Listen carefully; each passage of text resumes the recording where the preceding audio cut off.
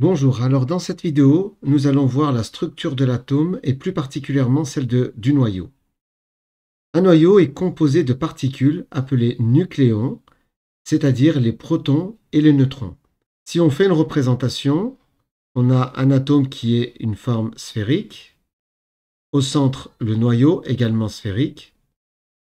Dans le noyau, on y trouve les protons de charge plus et les neutrons, pas de charge. Les protons, on va les appeler Z, et les neutrons, on va les appeler N. Ainsi, les nucléons, c'est bien l'ensemble des protons et des neutrons.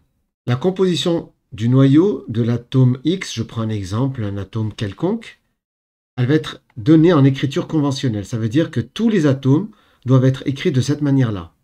On écrit en lettres majuscules le nom de l'atome, en bas à gauche le numéro atomique, c'est-à-dire le nombre de protons, les charges plus, et en haut à gauche, le nombre de masses. Le nombre de masses, ça veut dire c'est les nucléons. Les nucléons, on avait dit, c'est les protons et les neutrons. Alors, les protons, les notent Z, neutrons N, ainsi, le nombre de masses, c'est la somme des deux, A égale Z plus N.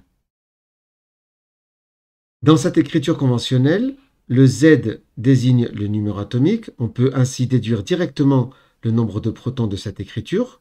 On ne nous donne pas la valeur du nombre de neutrons. Pour cela, comme on sait que A, nombre de masse, c'est Z plus N, il faut faire la différence. Donc pour avoir N, il faut faire ça moins ça, A moins Z. Si on prend un exemple, on a en écriture conventionnelle celle du phosphore, qui s'écrit comme ça. P. On nous indique 15, 31. Ce 15 correspond au numéro atomique, c'est-à-dire les nombres de protons, les charges plus. Le A qui est là, c'est le nombre de masses, ça veut dire la somme des protons et des neutrons. Ainsi, on écrit il y a 15 protons, d'où d'après le Z égale 15 qui est là. Et on peut connaître le nombre de neutrons, 16, car quand on fait l'opération N égale A moins 16, c'est-à-dire 31 moins 15, on a 16, on a bien 16. Ainsi, avec cette écriture conventionnelle, on connaît le symbole de l'atome, son numéro atomique qui est le nombre de protons, et son nombre de masse qui est la somme des neutrons et des protons. Donc on a une autre information, c'est que dans un atome, si on a Z protons, on a forcément ici, qui tourne autour du noyau, des électrons, je vais appeler petit e, et il y en a Z. Il faut qu'il y ait autant d'électrons qu'il y a de protons dans le noyau, de façon à ce que l'ensemble de l'atome soit neutre.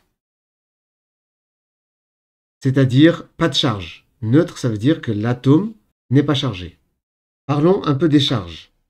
Les protons, on a dit tout à l'heure qu'ils étaient chargés positivement. La charge qu'ils portent, ça se note petit e, et ça vaut 1,6 fois 10 puissance moins 19 coulombs. Coulomb est l'unité de la charge. C'est-à-dire que si on demande quelle est la charge d'un proton, on doit dire 1,6 fois 10 puissance moins 19 coulombs. Quelle est la charge du neutron?